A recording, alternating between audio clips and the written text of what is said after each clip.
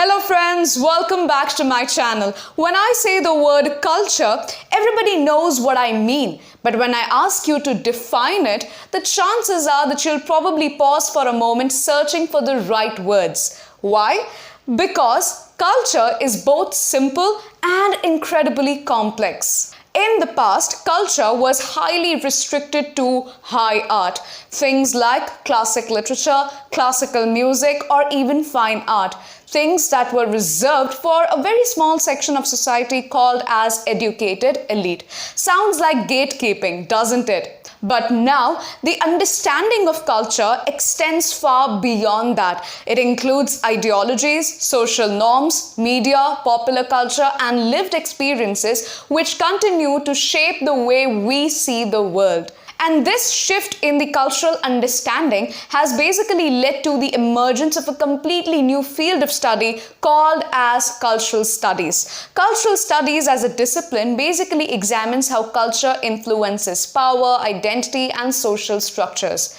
For competitive exams like UGC NET English, this area becomes extremely crucial because this is the only area wherein you see literature being connected with history, politics, and even media studies. So in today's video, we are going to explore how the term culture evolved over the period of time, how the British cultural studies emerged, and what were their key contributions. At the same time, understand the key theorists and their main theoretical concepts, which will not only deepen your literary understanding, but will also equip you with the right kind of knowledge for acing competitive exams like UGC NET English. So, stay tuned till the end of this video and don't forget to hit the subscribe button.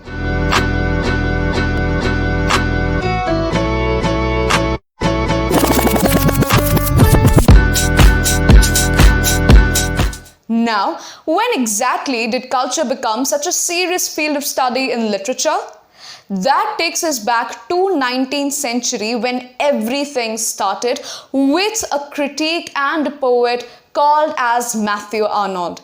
Matthew Arnold always viewed culture as a means of improving and perfecting society. In his most seminal work, Culture and Anarchy, Arnold basically mentioned culture to be the study of perfection and described it as the best that is thought and said. He always believed that education would be the only means through which one can cultivate culture. He viewed culture to be a civilizing force. What does that mean? Basically, that if you know about culture, if you have studied about culture, then you are a quote-unquote a cultured man, a civilized man.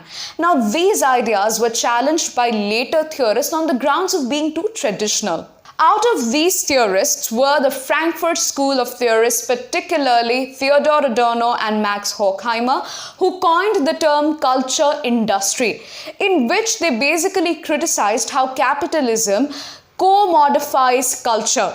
That is, how they sort of create cultural artifacts, produce cultural objects for the commercial purposes to basically gain more profit and overlook the artistic value. Right? So in that case, what is happening? All these cultural objects or any kind of artifacts, they are produced on like a massive scale. Since they are produced on a massive scale for the commercial purposes, for the sake of earning profit, all these cultural artifacts and objects, they are standardized. That is, each and every one of us will have the same object, turning the consumers, turning the individuals into passive consumers rather than active participants who can actually interact with these cultural practices. And according to these theorists, this is actually done to maintain the status quo in the society. See the stark difference between the ideas provided by Matthew Arnold in relation to culture and the ideas that are provided by Max Horkheimer and Theodor Adorno regarding culture and culture industry. Be that as it may, back in the 20th century, the differences between high art and popular art were reinforced again by some of the most critically acclaimed thinkers, scholars, writers, and poets alike. Out of these were T.S. Eliot and F.R. Leavis. Eliot in particular argued that high culture, high art will act as a moral force against the degrading cultural traditions. He feared mass culture. He believed that mass culture will only lead into cultural disintegration. Leavis similarly talked about preserving the literary canon in English literature because he believed that only that will promote cultural, intellectual, and moral excellence in society. Now, these ideas were basically considered to be very elitist and exclusionary by the later theorists. But as society changed, so did the study of culture, leading to the rise of British cultural studies, challenging the elitist ideas that writers and scholars like T.S. Eliot and F.R. Leavis harbored about culture. Came the first wave of British cultural studies, which basically focused on working class culture, media, and identity. One of the most influential figures in the first wave of British cultural studies was Richard Hoggart, who was popularly known for his work, The Uses of Literacy. In this particular work, he has basically examined the impact of mass media on working class culture. Like Adorno and Horkheimer, he also believed that the traditional, the conventional community values were degenerating because of this homogenizing mass culture. What does that mean? Imagine a time when all the family members would sit with each other out in the evenings, share stories with each other, or sing folk songs unique to their community. Now the times have changed. Even if the family members are sitting with each other, instead of talking, all of them would be glued to their own screens, watching the same reality shows or even doom scrolling through social media. According to Hoggart, this shift was brought by mass media, replacing rich, local traditions with homogenized, consumer-driven culture. Hoggart's ideas and beliefs basically laid the foundation for cultural studies, paving the way for future thinkers and scholars. He also co-founded the Center for Contemporary Cultural Studies at the University of Birmingham, which became a key institution for cultural studies research. If Richard Hoggart was the co-founder of the Cultural Studies Center, then who was the other co-founder?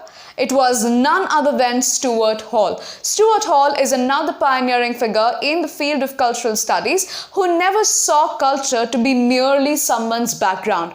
In fact, he saw culture to be a battleground where power relations are practiced and contested, meanings are challenged, and identities are constructed. How does that happen? According to Hall, it's always media and popular culture which shape, construct, and represent realities. However, he has also argued that these representations of reality, they are not always neutral. They are shaped, in fact, by certain ideologies and power relations. A concrete example of this can be the portrayal of women in advertisements. For a long period of time, women were traditionally portrayed in ads as homemakers, caretakers, or objects of beauty, reinforcing the traditional gender roles. Now, according to Stuart Hall, these representations, they are not neutral. They are shaped by the prevailing ideas on gender and power. However, over the period of time, you see resistance against these portrayals. There are certain ad campaigns which sort of challenge these dominant perspectives by portraying women to be strong, independent, and capable beyond conventional stereotypes. This basically proves and confirms Stuart Hall's beliefs that even though media becomes a space for reinforcing dominant ideologies, it is also a space where alternative meanings can emerge,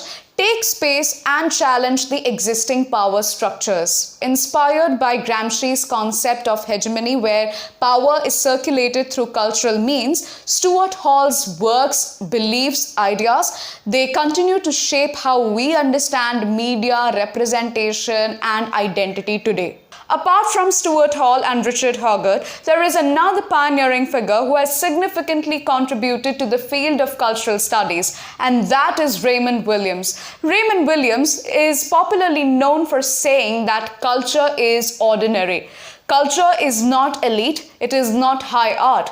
Rather, it is something that is present in the everyday life, from languages and traditions to social media and the other social practices. One of his most important contributions is introducing the concept of cultural materialism, one of the critical lenses that views culture to be a product of economic and social conditions rather than viewing it in just isolation.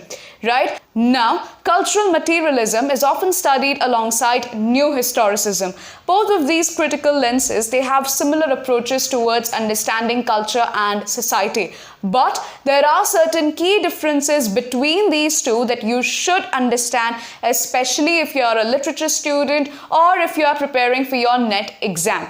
And if you want to know more about these two, then you can check out this video.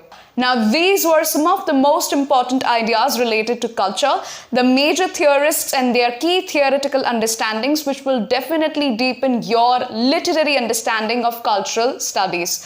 Apart from these theorists, you also have so many other scholars, writers who are expanding this field.